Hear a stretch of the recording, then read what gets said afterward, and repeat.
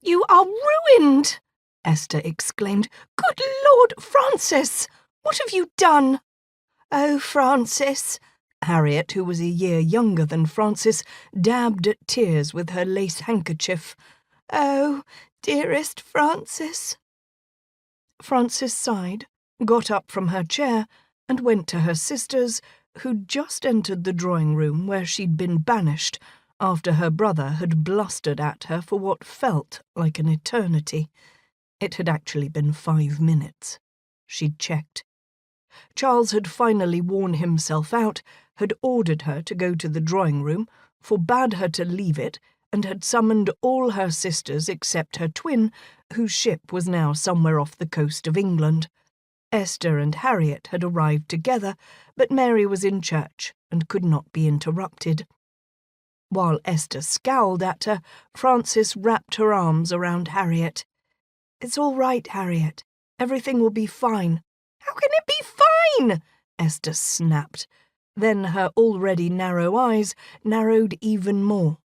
"Do you know what happened? Did Charles show you?" "He did not, but I have a feeling I know what they are saying." Esther's jaw dropped. "Which means you're guilty. That's why you demanded to leave the masquerade early, isn't it? Not because you had a headache from the weight of your wig, because you knew you'd caused the scandal of the century."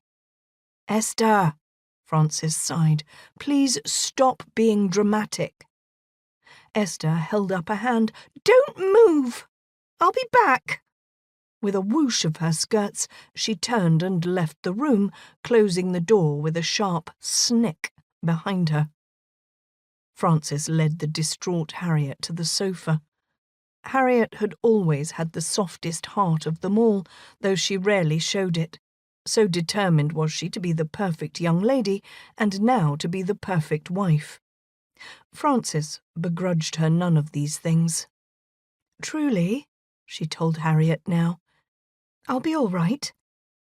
Harriet shuddered. "I cannot fathom what those horrible wretches are saying about you." "Never mind them. They can't hurt me." "But they can!" Harriet exclaimed, blinking damp lashes. "And they will. I have no doubt about it." "Then I must stay away from society altogether until this dies down." "Oh, drat," she added in her head.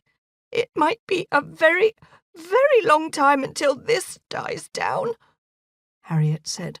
"Oh, dear Frances, I fear you shall never be accepted in society circles again." "Double drat,"